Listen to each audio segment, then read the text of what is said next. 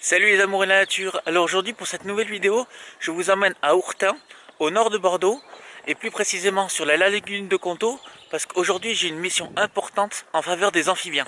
Allez, suivez-moi si vous voulez en savoir plus.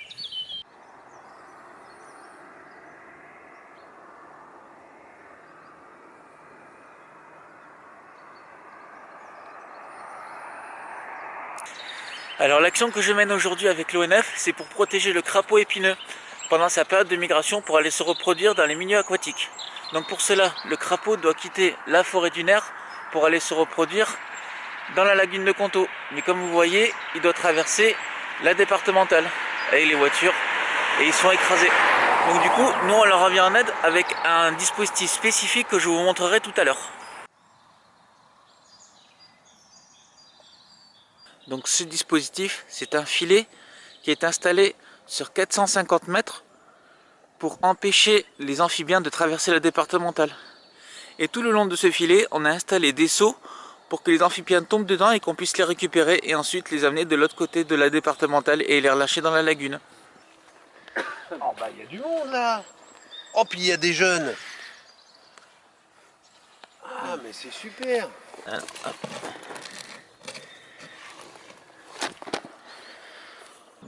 toujours de l'épineux.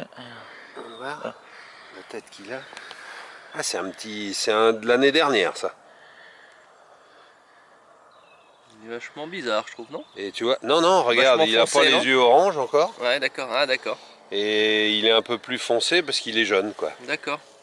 Bon, alors, du coup, Pas mal. comment on reconnaît les jeunes des adultes alors? Bah tu vois déjà la taille. Et puis tu vois la peau elle est beaucoup plus uniforme. D'accord. Hein? Ouais.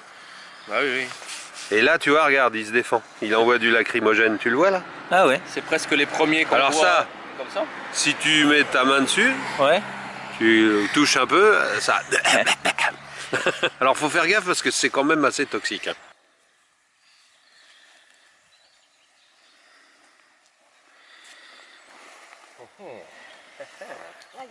Il doit y avoir 4 amplexus sûrement. Alors oui, là, il y a plus. Alors, un amplexus. Ouais. Un mâle, seul. Un autre mâle. Un mâle. Un amplexus. Ouais. Un autre mâle seul. Ouais. Un amplexus. Une belle mémère. Et un autre amplexus. Alors c'est quoi exactement un amplexus? L'amplexus c'est le fait, c'est pour pas dire un dodo quoi. Dans les Ardennes ils appellent ça un dodo alors que c'est ventre d'eau. En fait c'est le mâle qui se place sur la femelle en attendant qu'elle ponde pour féconder les œufs. D'accord. Hop.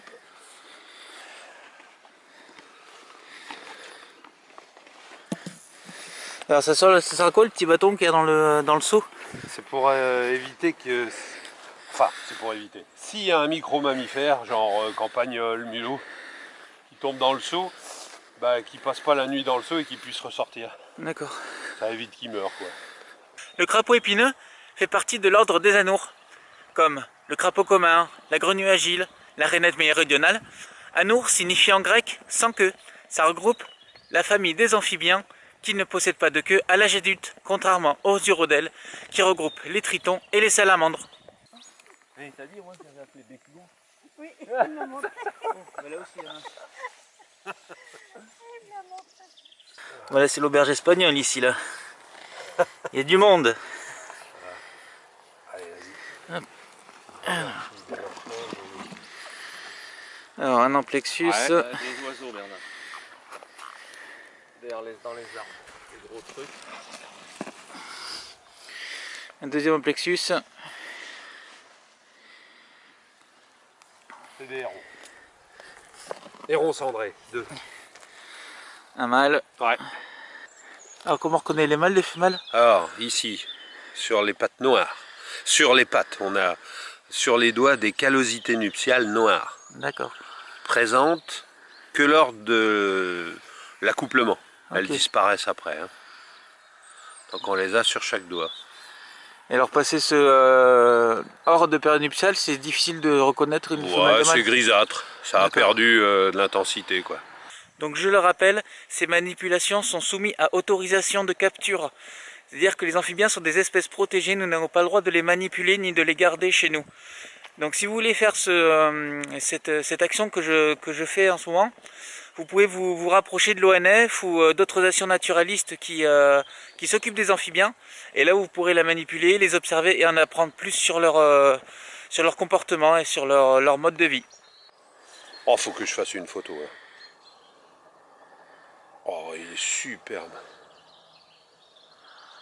Ah ouais. Oh, la femelle, ils ont pas une tache, il n'y a pas un champignon. Non, ils sont beaux ceux-là. Et les champignons, c'est dû à quoi? C'est une pollution. C'est la D'accord. chytrio, c'est un chytride le champignon. Et c'est chytrio dendrobatis, je crois. Je suis pas sûr.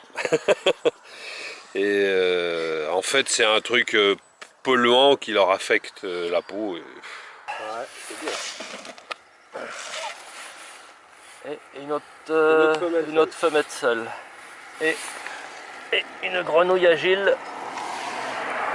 C'est une femelle ou un mâle? Je pense que c'est une femelle parce qu'elle a l'air pleine, elle est gavée. Oui. Alors, je regarde, c'est une agile déjà. Comment on reconnaît l'agile? Disons que voilà, quand tu déplies la patte, voilà, cette partie là, au niveau du coude, il est supérieur ou égal à la tête, D'accord, ok. au museau de la grenouille. Voilà. Et après, pour savoir, Bernard m'a expliqué, est-ce qu'il y a des callosités sur les... Mais je vois pas de callosité sur les doigts comme les crapauds. Elle est bien hein. pleine. Alors comme les crapauds, sauf qu'elles sont grises. Tu vois, là, il n'y en a pas. D'accord, ok. Donc On c'est va une bien femelle. faire une femelle. Voilà. Voir Puis dessus. elle est un peu quand même bien... Ouais, elle est bien pleine, t'avais raison. Elle est assez dodue quand Elle même. va pondre.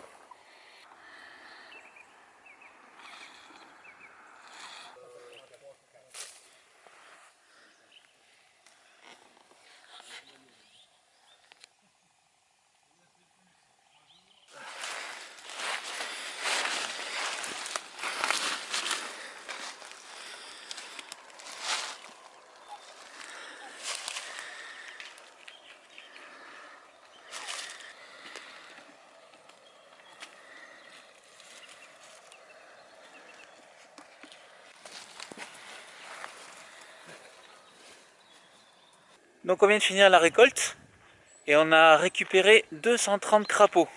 C'est vraiment énorme et c'est vraiment un bon nombre. Et depuis le début de la récolte, depuis le 9 janvier où ils ont placé les seaux, ils en sont à plus de 1000 crapauds récupérés.